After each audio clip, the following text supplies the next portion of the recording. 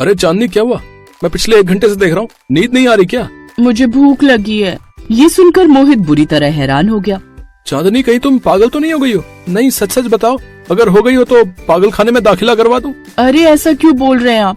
ऐसी मैंने कौन सी बात कह दी कि आप मुझे पागल बोल रहे हैं? सुबह से लेकर शाम तक पूरी खाया करती हो, आज दिन में तुम पूरी की वजह से सबसे लड़ गई। कम से कम 70-80 पूरियां तो खाई गई होगी। 70-80 नहीं, मैंने 99 पूरियां खाई थी। और जब तक मैं 100 पूरियां ना खा लूं तब तक मुझे नींद नहीं आती और ना ही मेरी आत्मा तृप्त होती है।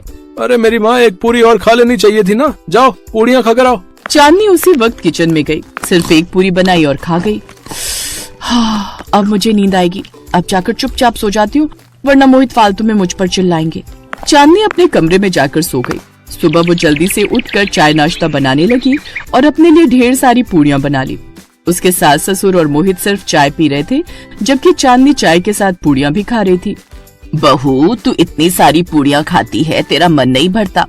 अगर मेरा मन भर गया होता तो मैं पूरियां खाना बंद कर चुकी होती सासू माँ। 2 दिन बाद करवा चौथ है और तेरी नई शादी हुई है। तेरा पहला करवा चौथ है। मुझे समझ में नहीं आ रहा कि तू करवा चौथ का व्रत रख भी पाएगी या नहीं। सासू माँ, आपने तो मेरे मन की बात कह दी। यही चिंता तो मुझे सताई जा रही है। रहने दो, मुझ पर इतना बड़ा एहसान करने की कोई जरूरत नहीं है। मेरी उम्र लंबी मत करो, तुम करवा चौथ का व्रत मत ही रखो। अरे नहीं, ये आप कैसी बातें कर रहे हैं? मैं पत्नी धर्म निभाऊंगी। करवा चौथ आने दो, जो होगा देखा जाएगा। व्रत तो मैं जरूर रखूंगी। बहू, व्रत तुझे रखना है तो आज से ही पूरी खाना बंद कर दे, ताकि धीरे धीरे आदत हो जाएगी 2 दिन में। ठीक है माँ जी, मैं कोशिश करती हूँ, लेकिन अभी तो मुझे पूरी खाने दीजिए। चांदनी सुबह सुबह चाय के साथ कम से कम 20-25 पूरियां खा गई। मोहित काम पर चला गया। काम पर जाने के बाद चांदनी की कुछ सहेलियां उसके घर आ गई। अरे चांदनी, 2 दिन बाद करवा चौथ है, चल हम लोग मार्केट चलते हैं, सारा सामान ले आते हैं। लेकिन सासू माँ घर में अकेली रह जाएंगी। अरे मैं अकेले कैसे रह जाऊंगी बहू, तू जा, तेरे ससुर जी तो घर में हैं ही। ठीक है सासू माँ, तुम लोग मेरे कमरे में चलो, मैं तैयार हो जाती हूँ। चांदनी तैयार होकर अपनी सहेलियों के साथ मार्केट में चली गई। चांदनी चल, हम लोग पानी पूरी खाते चल के। तुम लोग पानी पूरी खा लेना और मैं उसके बगल वाली दुकान पर पूरी सब्जी खा लूंगी। तो क्या हर वक्त पूरी खाया करती है? कुछ और खाकर देख, इस दुनिया में बहुत अच्छी अच्छी चीजें हैं खाने के लिए। किसी दिन पेट खराब हो जाएगा तब पता चलेगा। तुम लोगों से तो मैं नहीं कह रही हूँ कि तुम लोग पानी पूरी मत खाओ, तो फिर तुम मुझे रोकने वाली कौन होती हो? अरे निर्मला, इसे पूरी सब्जी खाने दे, हम लोग चलकर पानी पूरी खाते हैं, उसके बाद पिज्जा भी खाएंगे। खैर, सारा सामान खरीदने के बाद वो सब अपने अपने घर वापस आ गए। अचानक चांदनी के पेट में जलन होने लगी। उसका पेट दर्द होने लगा। बाहर तक आवाज आ रही थी उसके शौच करने की। इसको कितनी बार मना किया है, इतनी ज्यादा पूरी सब्जी मत खाया कर, अब हो गया ना पेट खराब। खैर, शौच करने के बाद वो बाथरूम से बाहर आ गई, लेकिन उसका पेट दर्द ठीक नहीं हुआ। रात में जब मोहित घर आया तब डॉक्टर को बुलाया गया। अभी तो मैंने दवाई दे दी है, लेकिन इतना तला हुआ खाना नहीं खाना चाहिए। इतना तला हुआ खाना खाने की वजह से इनकी आंतों में इन्फेक्शन हो गया है। अगर ये सब खाना बंद नहीं किया तो बड़ी प्रॉब्लम हो सकती है। सुन लिया, मेरी बात तो मानती नहीं थी, कम से कम डॉक्टर साहब की बात तो मान लो। उस वक्त तो चांदनी ने हाँ कर दी, लेकिन रात में उसे फिर से पूरी खाने का मन हुआ। वो चुपके से दबे पांव किचन में गई और उसने ढेर सारी पूरियां बनाई और खाकर फिर से लेट गई। अगले दिन उसका पेट फिर दर्द करने लगा, लेकिन इस बार उसने किसी को कुछ नहीं बताया।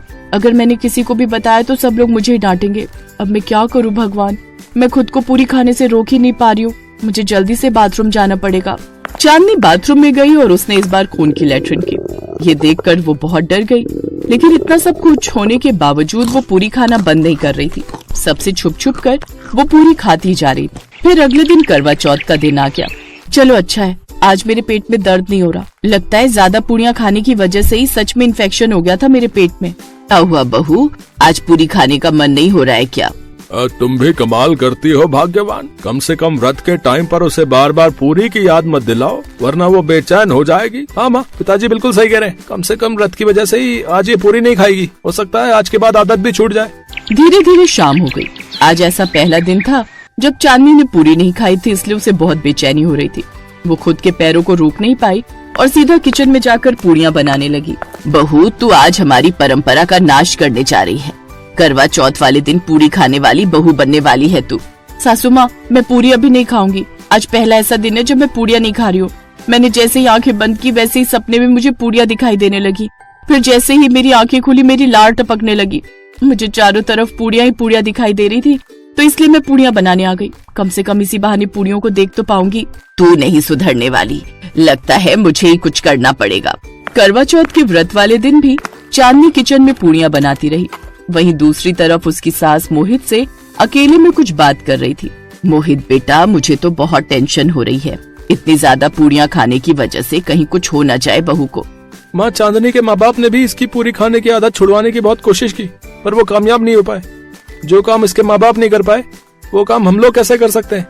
तू डॉक्टर से बात कर, डॉक्टर तो कुछ न कुछ कर ही सकता है ना।